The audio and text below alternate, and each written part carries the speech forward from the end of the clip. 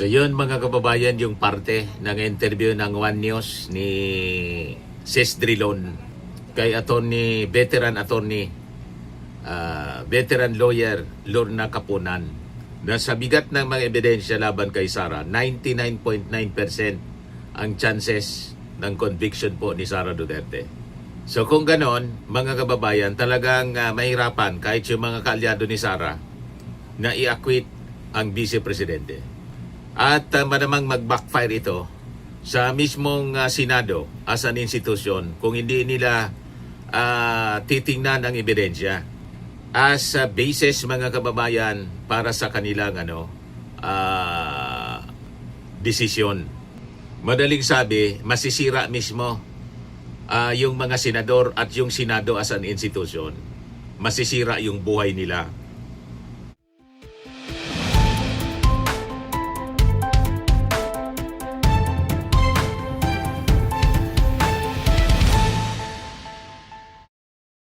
Hello po mga kababayan, si Dante Maravillas. Na-interview po ng mainstream media ng DCMM, One News, si Atty. Lorna Capunan, isang veteran lawyer. At sa kanyang assessment, mga kababayan, sa impeachment cases ni Sara Duterte, mga 99.9% or 100% ang tsansa na makonvict si Sara Duterte. Sa lakas ng ebidensya, mga kababayan, yan o. BP Sara, 100% na sigurado umanong makukonvict ayon sa isang eksperto, sabi dito sa report. Ito yung interview ng DCMM. Yan o. Lawyer Lorna Capunan is 99.9% na sigurado na itong si Sara Duterte will be convicted if the ongoing impeachment goes to trial before the Senate. Basean niya yan sa present na salin ni Sara Duterte and other public records, mga kababayan. Napanood niya yung presentation po ng mga ebidensya sa Justice Committee. At itong si Lorna Capunan, gusto nga din niya na maging parte ng prosecution. O ito naman yung interview ng One News. Sabi dyan, veteran lawyer Atty. Lorna Capunan says the impeachment case against Vice President Sara Duterte has a solid chance of conviction if it proceeds to trial. She noted that the evidence is anchored on public records and documents from credible government agencies. Ang lakas po ng ebidensya laban kay Sara Duterte. Sa bagay, makikita natin yon sa reactions ng mga Duterte, ni Sara mismo at ng kanyang mga abogado. Doon pa lang sa Kongreso, ayaw na nilang humarap. Talagang mahirapan kasi sila. Ito, pakinggan natin yung porsyon ng kanyang, yung interview kay Atty. Lorna Capunan. There are probably 5 or 6 grounds in the third impeachment complaint and the fourth impeachment complaint. But they can be collapsed into 4 grounds. The first would be, of course, the hiring of an assassin, and the threats. No? And together with all of the pronouncements, not only of the Vice President, that she will be the survivor, no?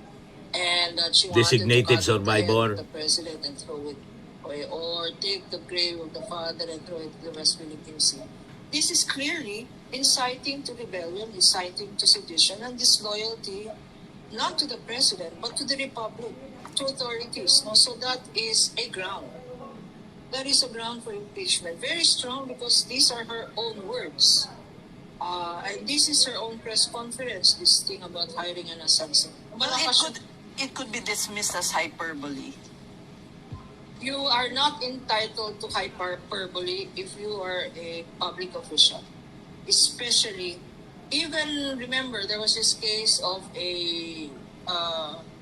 some private individual, some teacher who says, papatayin kong presidente. Hinuli agad ng NBI. When we go to the airports, 99.99% joke yung and tsansa say, niya "Boy, baka may bomba kayo ng makita conviction, dyan sa mga kababayan, issue." sabi ni That immediately Kapunan. is actionable. No? And Coming from the Vice President, she has no business doing hyperboles. Correct. Attorney, Yes po. you mentioned earlier yung Plan B, no, including the Senate in the case that she filed. But a lot of people are seeing another Plan B, which you also mentioned rin earlier, resignation. She could always just resign. Yeah, what are your thoughts on that? Well, the impeachment process involves two things. No?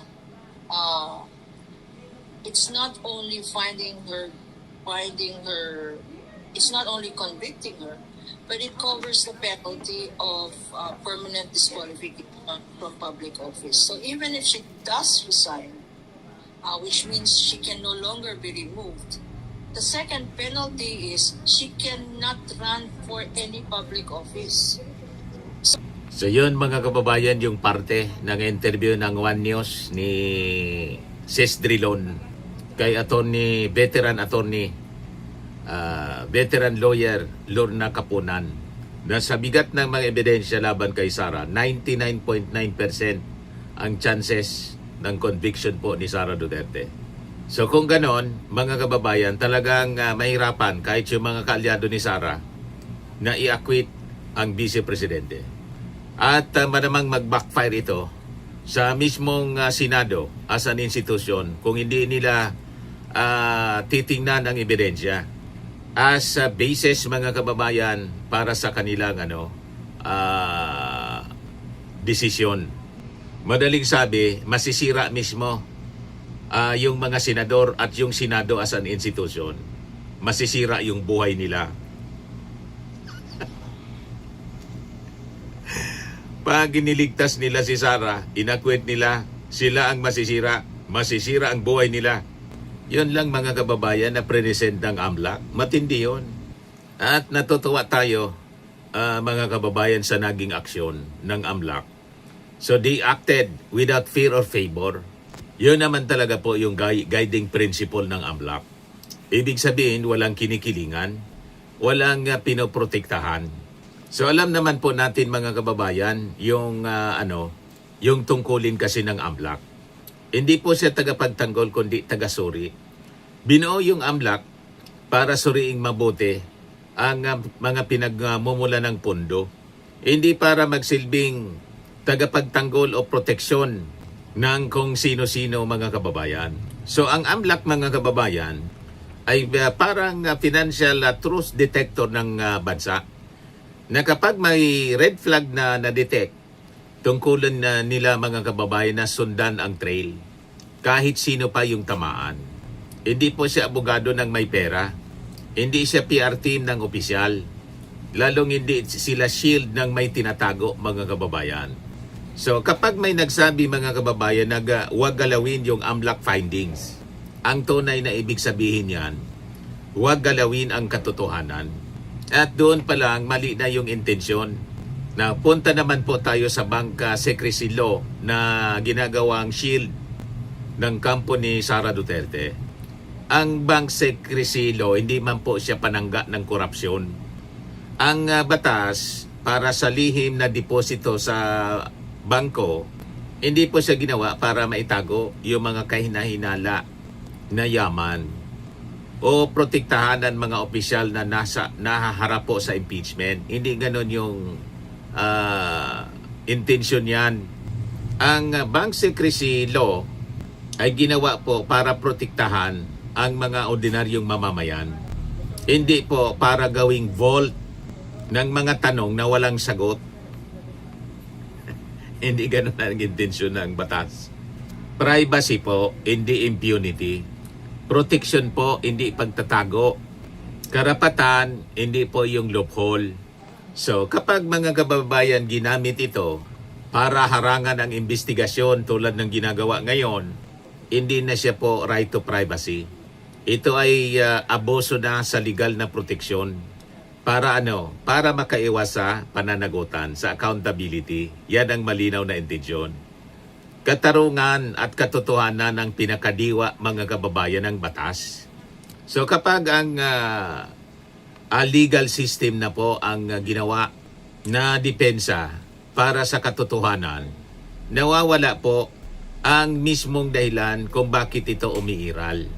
So simple lang mga kababayan, kung ang batas ay ginagamit para hindi natin malaman yung totoo, hindi na po hostisya yung pinaglilingkuran, kundi malinaw na pagtatago ng ayaw nilang makita ng tao kasi nga po galing sa masama. Di ba ganon, mga kababayan? Ang transparency, mga kababayan, hindi siya optional. Ang public office is a public trust, hindi po siya public shield. So kapag may mga tanong, dapat may sagot. Kapag may mga duda, dapat may paliwanag agad. Kapag may nakitang mga ebidensya, dapat walang harang. Ganon ang public office. Si public trust. Ngayon, narito mga kababayan, ang ilan sa mga batikos kay Sara at saka kay Man Scarpio sa pilit nilang pinagtatakpan ang katotohanan. Sa paghahablan nila sa mga opisyal ng AMLAC, BSP at pati sa mga mambabatas, yung pagtatangkang busalan ang katotohanan. Ang pagsasampa ng kaso ay isang malinaw na attempt to suppress evidence. Imbes na sagutin ang issue, mga kababayan, ng 6.77 billion pisong halaga ng mga suspicious transactions na natuklasan ng AMLAC, idinaan ito sa legal na teknikalidad upang matigil ang investigasyon. Diba? Malinaw na talagang may itinatago. So kapag ang ebidensya ang unang target ng defense, hindi po paglilinis ang ginagawa, kundi pagbubura mismo ng trail. Ang impeachment, mga kababayan, ay isang accountability mechanism sa ilalim ng ating saligang batas. Hindi pwede pong gamiting shield o panangga. Ang mga batas sa bank secrecy law, sabi ng mga legal experts, para lang maitago yung mga transaksyon na hindi tugma sa idiniklarang yaman po sa kanilang salin o sa isang mataas na opisyal ng ating gobyerno. So ang impeachment, mga kababayan, hindi simpleng proseso. Ito po yung pinakadirektang paraan para panagutin ang isang mataas na opisyal, isang impeachable official. So kung dito pa lang ay gumagamit ka na ng harang, malinaw po na hindi mo hinaharap ang kaso, kundi iniiwasan mo ito. So may double standard, mga kababayan, sa transparency. Hindi po pwede po na transparency para sa iba, pero secrecy para sa sarili. Yan ang ginagawa ng kampo ng mga Duterte. So ang pag-file nila ng kaso, mga kababayan, laban sa AMLAC, sa ilang members ng Congress at saka sa Bangko Sentral, malinaw po na harassment, intimidation, panggigipit sa mga konstitusyonal na mga ahensya. At sabi nga po ng mga observers, ito po ay diversion, classic tactic ng diversionary tactic, na ang iba ay ibig sabihin, kapag hindi mo kayang sagutin yung issue, ibahin mo yung usapan. Nililihis sa totoong issue, mga kababayan. Iniiba nila yung usapan. So kapag, mga kababayan, ang lahat ng kilos ay puro harang, kaso, technicalities, hindi po siya, mga kababayan, indication ng innocence. Tama? Ito ay indication na takot na may mabunyag. Kaya po, sa presentation po ng AMLAC, tama yung sinabi ni veteran lawyer Lorna Caponan. Sa tingin niya, 100%, 99.99% or 100% ang tsansa na si Sara makokonvict, mga kababayan. Napakalakas ng ebidensya laban sa kanya. So ang batas, mga kababayan, ay hindi panangga ng may mga itinatago. Ito po ay salamin ng katotohanan. So kung walang kinatatakutan, bakit tinaharang ni Sara ang ilaw na magpapatunay sa katotohanan? So yan, mga kababayan, ang malaking tanong. Walang tanong-tanong. Sabi ni Sara, walang tanong-tanungan niya. You see? Kaya yung mga senador na mag-acquit kay Sara sa kabila ng bigat ng mga ebidensya, siguradong masisira yung buhay nila. Huwag ninyong subukan. Na despite sa lakas ng ebidensya, i-acquit ninyo dahil sa alyansa sa politika. Hindi dapat ganon.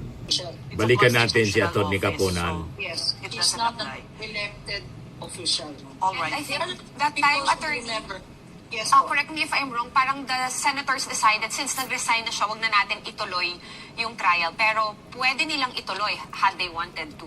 I guess is kind of Yes, the case. that is correct. And if, but it did not ripen into conviction. All right. Now, on another...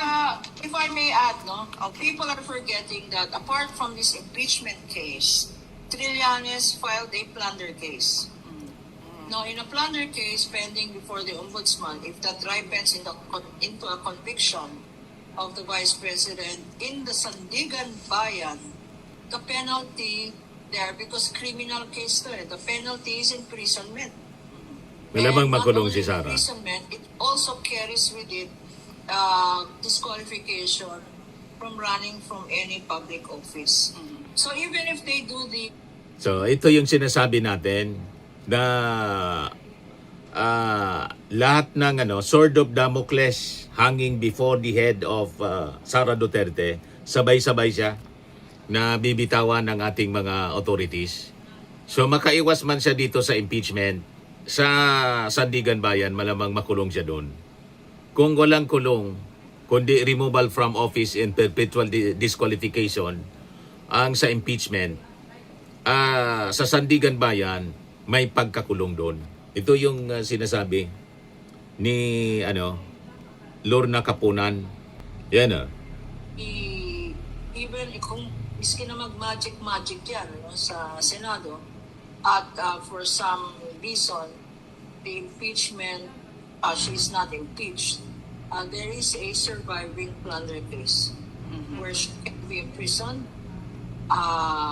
She can be required to return 6.7 billion or whatever they find as unexplained, ill-gotten, or malverse funds, public funds. Napakaraming pera po. 6.77 billion. However, we know how long trials take in the Sandigan Bayan. Well, apparently the ombudsman here is faster than lightning and faster than Superman. Wala pang ang ebidensya ang mga ibang public officials na freeze na yung accounts nila. Or trial Mabilis si by Boyeng. publicity, sinasabi na we have a state witness who will testify. Pag tanong mo sinong state witness, wala namang state witness. And then another pronouncement na we already arrested. Pag tinanong mo, saan ninyo yung arrest? Hindi pala na-arrest. No? That's why we should be careful to we as a public. No? Because the other thing is, if I may add, the difference between this impeachment and the previous impeachment against Corona is you have social media. You have noise. You have outside noise. And the more trolls, the more resources to hire trolls, the more noise you create to distract. Now, on another... So yan mga kababayan, abangan natin yung mga susunod na kwento. Sa mga naghanap ng malinis and spacious fitness gym, pumunta lang po kayo sa aming Colossal Fitness Gym. We also offer Grab Car Rental with our brand new 2023 model ng Toyota Innova. We also accept booking for those who are planning to travel via PAL, Cebu Pacific, and other airline companies, local and international, and bills payment for Meralco Bills, PLDT, Aleco Bills, etc. Ang Colossal Fitness Gym is located at 3rd floor Security Bank Building, Landco Business Park, Legazpi City, Albay. For inquiries, look for Chilon Maravillas. Contact number 0966-802-0949. Yan yung aming Innova. Lagi na pong matao sa amin. Pati mga foreigners po, tingnan ninyo, mga British tourists sila. Ang lalaki ng katawan mga kababayan, nag-gym sa amin. Ito naman po, Indian National. Ito mga mga European sila. Ito naman yung bago naming product na binibenta online, Eye Glow Serum. Whitening po siya galing sa South Korea. Tingnan ninyo yung epekto sa aking anak na architect entrepreneur, Riz Maravillas. For inquiries, look for Riz Maravillas on FB. Ito naman po, Firmax Firming and Lifting Cream, pinapahid sa mga pulses in other affected area. Mainam po ito sa mga pains at paninigas ng mga kasukasuan. Ito po, Automax Radiant Serum. Sa mukha naman yung application. Anti-aging po siya. You will look 10 years younger than your age. Ito naman po yung bagong product naming binibenta online. I am Worldwide Amazing Pure Organic Barley Powdered Drink Mix from Australia. Mainam po ito sa mga cancer patients tulad nito po. Si Yodi Tan, ovarian cancer survivor po. Sabi niya, barley did not just save my life. It gave me a new life. In 2019, Yoli faced the fight of her life.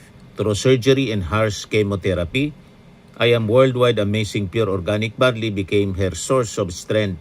It boosted her immune system when she needed it most and gave her the energy to keep going. 100% organic siya, immune system booster, trusted by survivors. Para sa inyo mga inquiries and orders, dumiretso na lang kayo sa aking anak na architect entrepreneur Riz Maravillas. Sa mga mahilig naman po sa mga imported bags and wallets, dumiretso na lang kayo kay Ma'am Eileen Rosales, Eileen Closet, nakabase siya po sa Amerika. Yan ang kanyang online selling every Sunday, 7 o'clock in the evening, Philippine time.